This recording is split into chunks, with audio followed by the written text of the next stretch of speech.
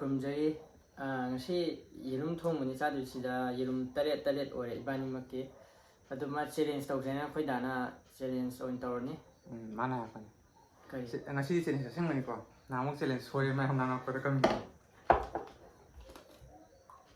ꯑꯗꯣ ꯈꯤꯇꯪꯗꯤ ꯂꯤꯛꯑꯦ ꯆꯦꯂꯦꯟꯖ ꯑꯗꯣ ꯌꯥꯔꯦ ꯆꯦꯂꯦꯟꯖꯀꯤ ꯑꯣꯏꯅꯗꯤ ꯅꯠꯇ꯭ꯔꯥ ꯀꯩꯅꯣꯒꯤ ꯑꯣꯏꯅꯗꯤ ꯌꯥꯝ ꯆꯥꯕꯤ ꯑꯣꯏꯔꯒꯗꯤ ꯂꯤꯛꯑꯦꯕ ꯌꯦꯔꯨꯝ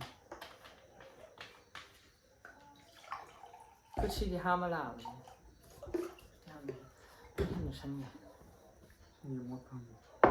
ꯇꯤꯜꯍꯧ ꯃꯆꯥ ꯑꯃ ꯌꯥꯎꯋꯦ ꯌꯦꯔꯨꯝ ꯊꯣꯡꯕꯁꯦ ꯑꯩꯈꯣꯏ ꯃꯥꯕꯣꯛꯅ ꯌꯥꯝ ꯊꯤꯅ ꯅꯥꯟꯅ ꯊꯣꯡꯉꯦ ꯁꯕꯥꯁ ꯀꯨꯏꯔꯦ ꯍꯥꯏꯗꯕ ꯍꯥꯏꯇꯥꯔꯦꯅ ꯑꯩꯈꯣꯏ 3 ꯍꯧꯗꯣꯏꯅꯦ ꯔꯦꯗꯤ ꯃꯥꯕꯣꯛꯅ 1 2 ꯊꯣꯡꯕ 3 ꯆꯥꯗꯕ ꯍꯥꯏꯔꯒ ꯀꯨꯏꯁꯤꯜꯂꯛꯑꯦ ꯃꯨꯛꯕꯥꯡꯗ ꯍꯥꯏꯕꯅꯤꯀꯣ ꯑꯁꯦꯡꯕꯗꯤꯁꯦ ꯍꯧꯔꯁꯦ ꯔꯦꯗꯤ 1 2 3 ꯍꯥꯏꯔꯣꯏꯗ꯭ꯔꯣ ꯍꯧꯔꯁꯦ ꯌꯥꯔꯦ ꯌꯥꯔꯦ ꯍꯧꯔꯦ ꯁ꯭ꯇꯥꯔꯠ ꯑꯁ ꯌꯥꯝꯃꯝꯃꯦ ꯏꯟꯖꯥꯡꯁꯤꯁꯨ ꯀꯩꯅꯣꯝ ꯃꯥꯜꯂꯦ ꯏꯟꯖꯥꯡꯕꯨꯗꯤ ꯇꯧ ꯃꯥꯜꯂꯦ ꯏꯪꯉꯦ ꯂꯣꯏꯅ ꯀꯦꯃꯦꯔꯥ ꯑꯗꯨꯝ ꯁꯦꯝꯃ ꯂꯩꯕꯩꯅꯦ ꯋꯥꯅꯤ ꯅꯠꯇ꯭ꯔꯥ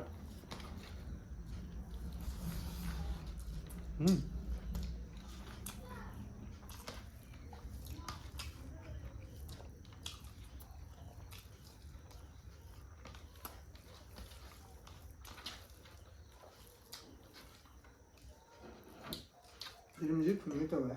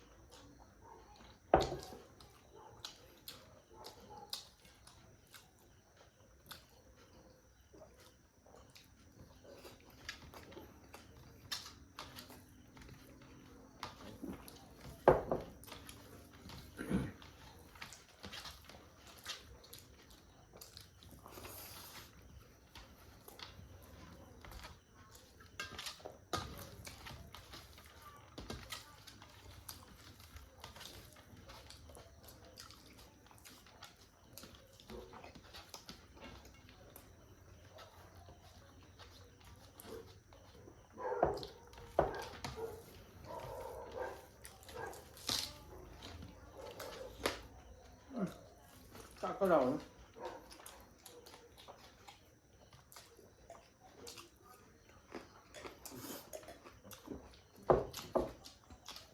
ꯍꯧꯖꯤꯛ ꯏꯟꯖꯥꯡ ꯅꯪ 이신 ꯊꯛꯇ꯭ꯔꯣ? 이거는 이 분위기가 좀 좋겠다.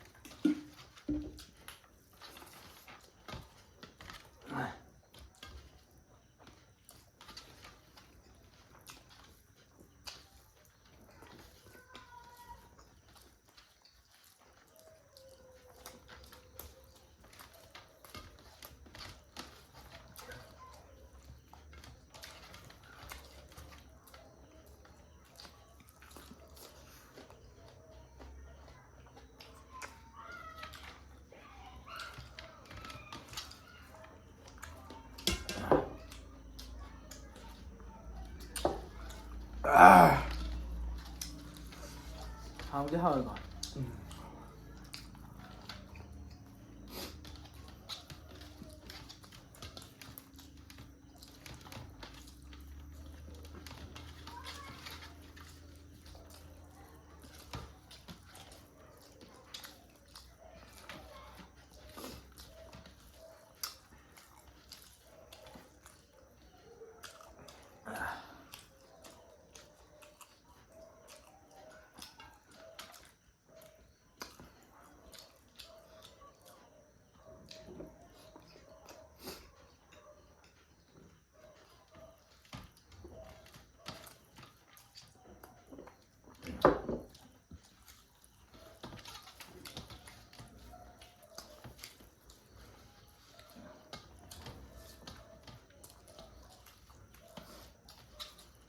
우석기 싹 냉장에 복합니다.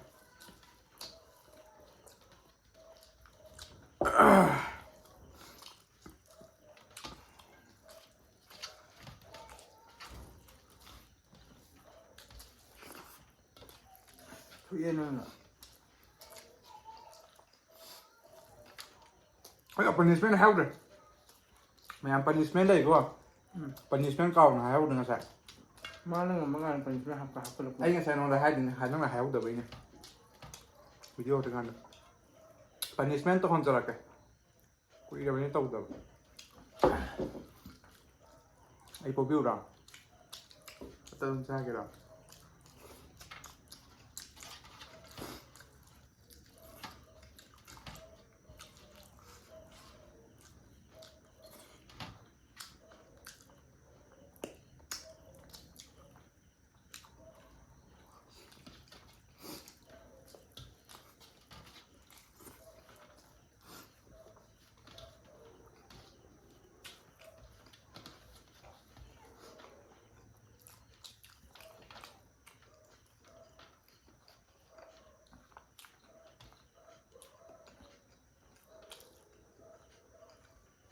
ꯌꯥꯏ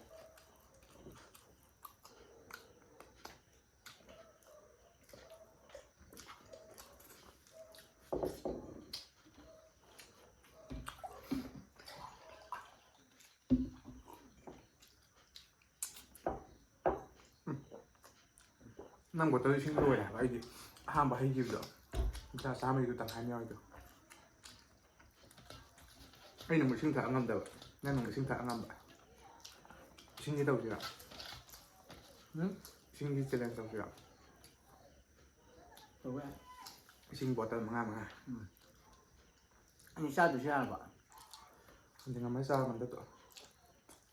Ay nga may do 챌린지 luar ba ne. 진짜 좋아. 뭐야?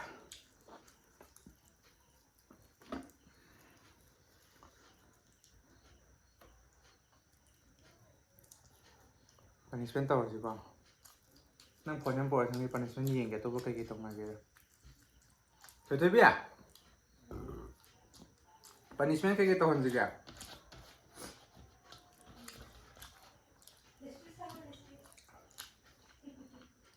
Receipt sangoy. 진짜. udong tham bian. Udong saram ni. Punishment khan yi nga tang ai. anh 보러 가는 말 뻔히 손님 상해. Sao này khinh cái tao vậy? Chỉ tấm tao rồi chứ, tụi ngàn nó tụi extra mà video lâu rồi chứ. Sao này đây? Lúc này tung ngâm được những cái nàn như vậy. Em sao vậy mà lên mày? Tao cứ suy giảm mà. Không mà bị. Chắc thì dài một sao thì sẽ mãi ô là vậy. Anh hiện mà này. Lên đi. Anh cho rồi mình gì? Anh là khăng nô lắm, anh yam thì chắc chắn gì vậy nhỉ?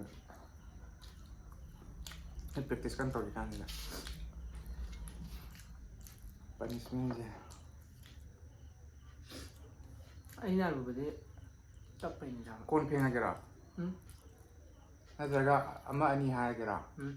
Ama ni hai juga. Ama angang masa ta. Punishment ni jangan ikai tu na. Cái gì ama ni hai. Apple apple ha ABC aja ra. Apple apple ha ya. Apple apple ni je pun berapa ha. Kan hong ha ta na. Kemana sini je ra. Anh hai bên. Ha. Punishment ni ko ma college kari tu na. Apple apple hai beri yang ai. Hello. Ojasu ojari ni ma chhatra ka like tak an tawri na. Apple apple hai beri yang mai chhatra sing je. Hello. Apple apple hong ha ta na ba. Sing je nok san na rồi. Sing gì cái gì? Vậy đi. Hello. Ta cái Sing cái hai rồi. Ayo punishment ni. This is punishment. Thôi nè, con phim xong tiện nó phải nè. Không. Anh ơi, hình là Ha punishment ni ya la sida ngana rồi so. Phôi. Hay ya. Hay. Giết bữa hay gì Anh chết bravo. Hay mà. Câu Kau so ni amai ta hajar ni. Ke pura bungo hai kira. Hajar ni amai. Sa sa ni man da kira itu. Hayo ni ya. Video nom tal đâu nom tal le no bom. Sa hay đồ cái sa. A for apple, B for ball, C for cat, D for dog, E for elephant, F for fish, G for God, G มาทั้ง H นะ H H for horse I for import G นี่คือ J for joker K for kangaroo H I J K L for lion M for monkey N for nest O for ostrich P P for parrot Q for queen R for rose hay không này không này R for rose and then S นะต่อ S for sheep hay không này S มาทั้งดิ T hay là T for television U for umbrella V for van and W for watch Y for X vào làm X for X mask 3 yes Y for yak Z for zebra very good để mà nó thấy bứcที่ pass ตัวเลยมาทั้งที่ punishment นะ KG กี่ตัวอะไรnó thấy KG ด้วยแบบนี้มาทั้งที่ punishment นะ KG กี่ตัวอะไรได้นะ ไอ้น้ำฟุ้น แล้วยัง practice ตัวยังได้ ABC กุมบ่อาจจะรู้มาต่อกันนี่หาดูไอ้ซากิไอ้สิ่งกัดทักเกอาจจะดีกันนั่นนะไปยัดทั้งนี้เลยสิสิ่งกัดเก่าแก่ไม่เอามาด้วย enjoy ตัววีรักดีlike share subscribe comment ตัวเก่าวีกันเนาะ comment unsubscribe นะมีnon subscribe ให้พวกเรา non subscribe นะวิดีโอจะมีอย่างเงี้ย subscriber ด้วยมีวิดีโอด้วยนะวิดีโอจะนุ่งไงเบียดี subscribe ตัวฉันเบียร์มั้งดูด้วยเฉลยกว่าวิดีโอเฉลยพร้อมยังมีวิดีโอมันจะถ่ายเฉลย like share subscribe comment ตัวเบียร์บ๊ายบาย